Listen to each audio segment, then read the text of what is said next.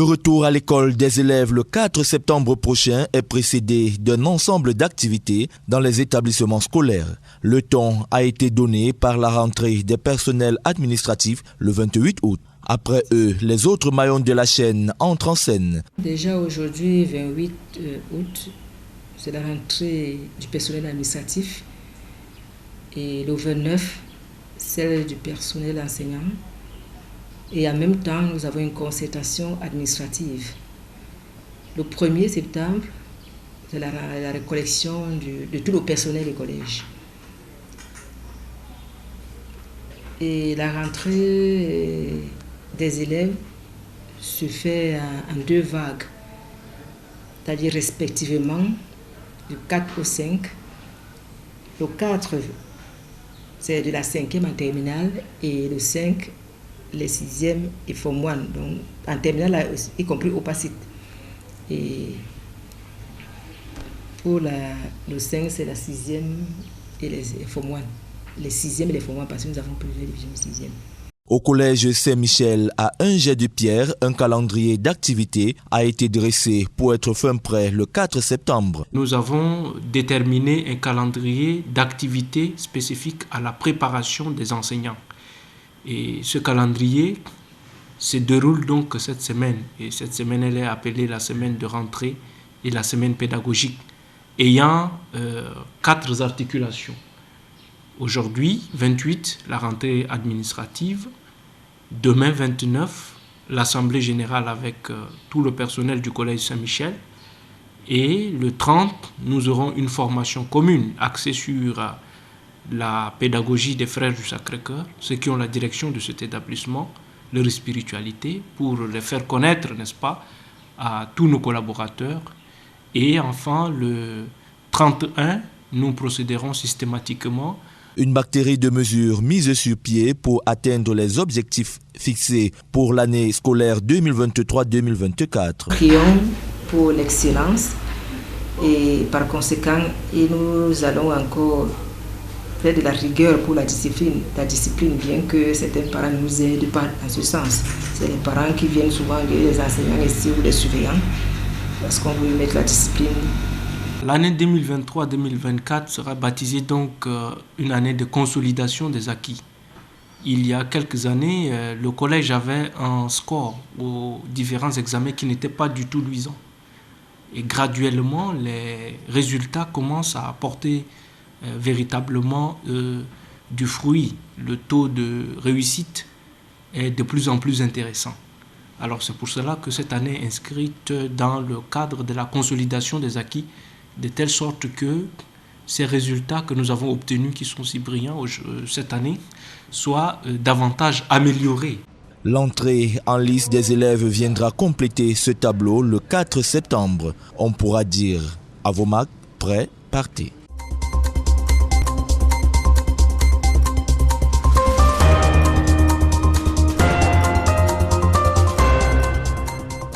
C'est une importante rencontre ecclésiale qui s'annonce dans l'archidiocèse de Douala. Celle-ci va se tenir le samedi 2 septembre à la cathédrale Saint-Pierre-et-Paul à 9h30. Il s'agit de la messe d'ouverture de l'année pastorale 2023-2024. L'année pastorale se situe habituellement entre septembre et 5 juillet. Alors, au début de chaque année, l'archevêque organise une messe de rentrée pastorale où tous les fidèles de l'archidiocèse de Douala, dans leurs différentes composantes, sont invités. Nous avons les mouvements et associations, nous avons les jeunes,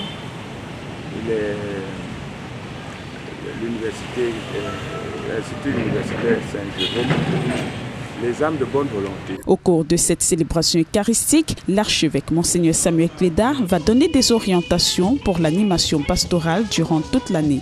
Au cours de cette messe, l'archevêque indique les axes principaux qui doivent guider notre action pastorale pendant l'année. Et chacun doit donc s'atteler à mettre en exergue et en lumière ces axes pour aider l'évangélisation dans notre archidiocèse à se déployer dans tous les points de la ville de Douala. Cette messe de rentrée pastorale marque ainsi l'envoi en mission du clergé de Douala. Il est important que l'archevêque fasse cette messe et nous envoie tous en mission à cette occasion. Et c'est après cette messe que dans les paroisses, dans les zones ou dans d'autres structures, nous continuons, nous lançons effectivement l'année pastorale. Les prêtres, religieux, religieuses, fidèles laïcs, mouvements et associations, jeunes et adultes, ainsi que les âmes de bonne volonté sont tous conviés à cette messe pontificale de rentrée pastorale.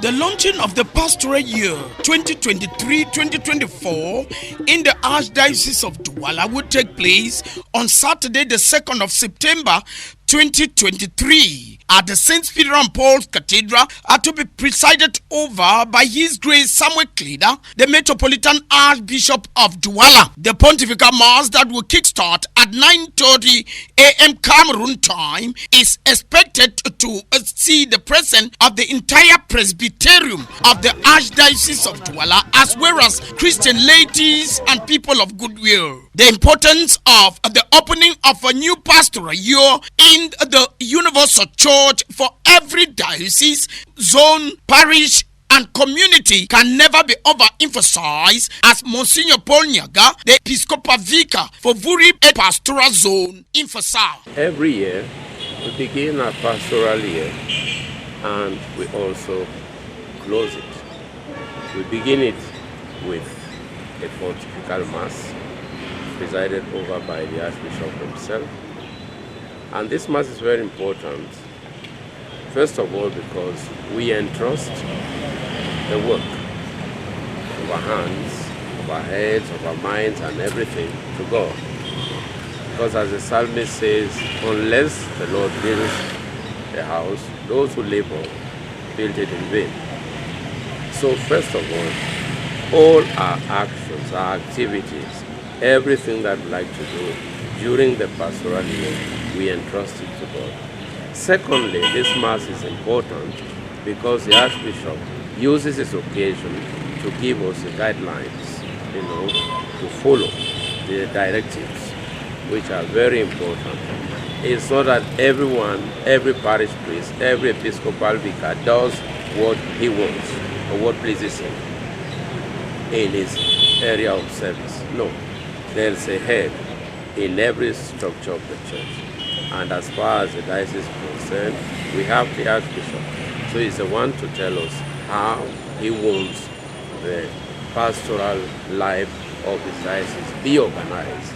Considering the importance of such a divine occasion, where the Archbishop, as the chief shepherd of the Archdiocese of Douala, will be celebrating and giving pastoral orientation as well as blessing the people of God are put to his care in the Archdiocese of Douala. People of all walks of life are therefore expected to attain. The time of communion.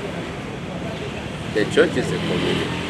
And here, during that Mass, it's like the Christian Mass, where you have the Father in the middle, the Bishop is there, surrounded, with all the rest of the people of God. Will have as a hallmark and a spiritual high point being the new pastoral guide put in place by Archbishop Samuel Kleda to guide the people of God and people of goodwill under his shepherdship in the Archdiocese of Douala.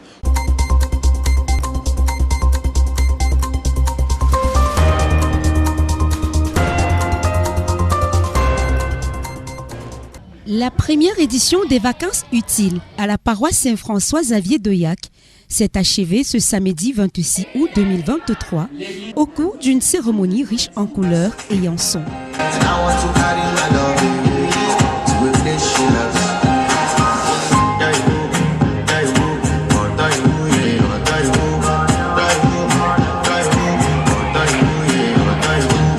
Ce sont au total 350 jeunes âgés de 3 à 21 ans qui ont pris part à ces vacances utiles durant la période de juillet à août. Vacances utiles, c'est un programme d'encadrement des enfants durant la période des vacances afin qu'ils ne soient pas affairés à ne rien faire, à être oisifs dans le quartier, exposés à toutes les dérives, exposés à tout ce qui pourrait constituer un danger, une perte pour nos enfants, les accidents que nous connaissons ça et là, les imprudences, le travail forcé des enfants pour assurer leur retraite. Vacances utiles, donc, c'est un programme qui permet aux enfants non seulement de passer des vacances joyeuses, mais des vacances en apprenant, en acquérant de nouvelles connaissances, leur permettant également d'apprêter une nouvelle année sans avoir à recommencer à zéro sur de nouvelles bases. Voilà. L'initiative portée par le Centre Robert Naoussi et le Conseil pastoral des jeunes de la paroisse Saint-François-Xavier d'Oyac a permis aux jeunes de bénéficier des cours de bureautique, maintenance en informatique et des cours de musique. Au niveau du Conseil pastoral des jeunes, nous avons travaillé en collaboration avec le Centre Robert Naoussi et il était question pour nous, puisque nous aussi nous sommes plus proches des jeunes, de faciliter, n'est-ce pas, le lien entre le Centre Robert Naoussi et les jeunes, et également les encadrer, être à l'écoute également des problèmes des jeunes, leur faire confiance et faire en sorte qu'ils nous fassent confiance afin de s'ouvrir à nous pour que nous puissions mieux les orienter. Les jeunes ont vraiment répondu présent parce que beaucoup se sont inscrits en formation bureautique. Nous étions obligés de faire en 2 sessions. La première session avait pratiquement 35 élèves environ. La deuxième session avait plus d'une cinquantaine. Et il n'y a qu'une trentaine qui ont pu aller jusqu'au bout et obtenir leur attestation de fin de formation. Et en maintenance informatique, il y a environ 30 qui ont commencé. Il n'y a qu'une vingtaine qui sont allés jusqu'au bout. Mais ce n'était pas seulement les seules activités, parce qu'il y a également eu plus d'une centaine de jeunes qui participaient à la formation au cours de musique. Avec un maestro que nous avons appelé pour la circonstance. Et près de 150 enfants qui étaient là dans le cadre de la colonie des vacances, encadrés par une équipe de moniteurs et monitrices que nous avons mis sur pied pour la circonstance. Donc nous avons eu plusieurs activités. En plus des formations que nous avons eues, nous avions organisé un tournoi de foot inter-CV et où l'accent était mis sur les jeunes, parce que les jeunes étaient au centre de nos différentes activités. Et pour permettre aux enfants également de se récréer, de se divertir, nous sommes allés vers des entreprises pour demander des visites. Les enfants, très heureux d'avoir participé à ces vacances utiles, expriment leurs sentiments. Dans cette formation, on nous a appris à pouvoir montrer des documents, des tests, des attestations, carte de vœux, carte de mariage et beaucoup d'autres documents. Dans cette formation, nous avons pu découvrir beaucoup d'autres choses. Nous avons pu faire de nouvelles rencontres, apprendre plein de nouvelles choses que nous ne connaissions pas. Nous avons pu ouvrir notre imagination à de nombreuses possibilités. Lors de la formation maintenance en informatique, j'ai beaucoup appris. Ça m'a permis de comprendre comment un ordinateur est constitué, comment il fonctionne. J'ai aussi appris qu'en ayant des notions en maintenance informatique, ça me permet de réduire les coûts sur certaines opérations que je devais aller voir un technicien. Donc je peux réparer mes propres appareils personnellement ou je peux aider même un frère qui a besoin de mon aide. Les meilleurs apprenants ont reçu des attestations des fonds de formation. C'était en présence de leurs parents et de leurs formateurs.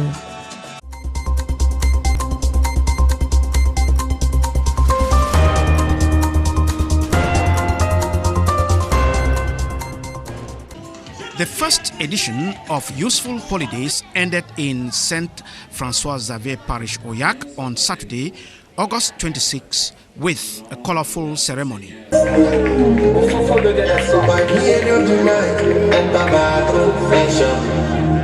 A total of 350 young people, 3 to 21, took part in the initiative from July to August. The assistant parish priest of Saint Francois Xavier Parish Oyak, Reverend Father Pierre Lionel Sempe, now explains the initiative's objective.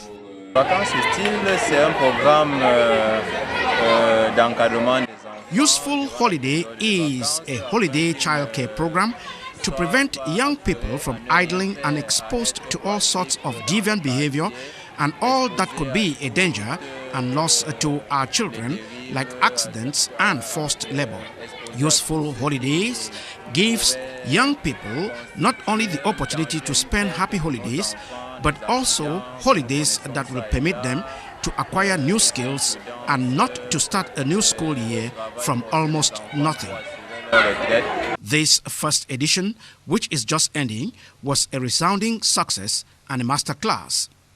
The initiative, spearheaded by the Robert Nausi Center and the Youth Pastoral Council of Saint Francois Xavier Parish Oyak, also enabled young people to take courses in office automation, computer maintenance and music classes, while an inter-small Christian community football tournament, which St. Stephen's Small Christian Community won, graced the closing ceremony.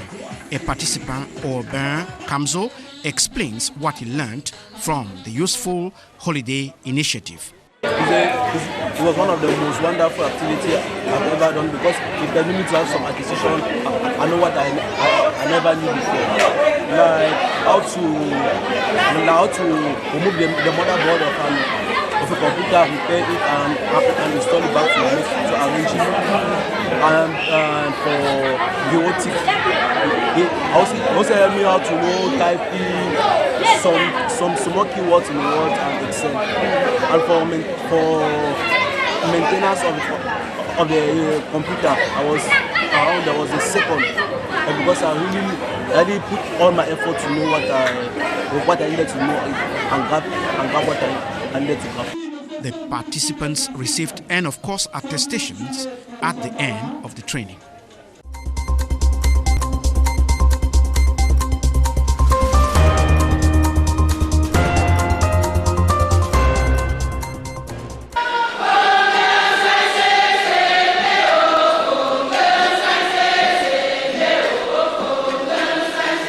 The great event took place at the St. Joseph Metropolitan Cathedral Mancon in Bamenda in the northwest region of the country, where Christians came out in their numbers to celebrate with joy the 10th episcopal anniversary of His Grace Andrew Funyankeya, who is at the same time the Metropolitan Archbishop of Bamenda, the President of the Bamenda Provincial Episcopal Conference, and the President of the National Episcopal Conference. The event took place in the presence of traditional and civil authorities, as well as bishops of Cameroon and hundreds of priests, religious and lay faithful.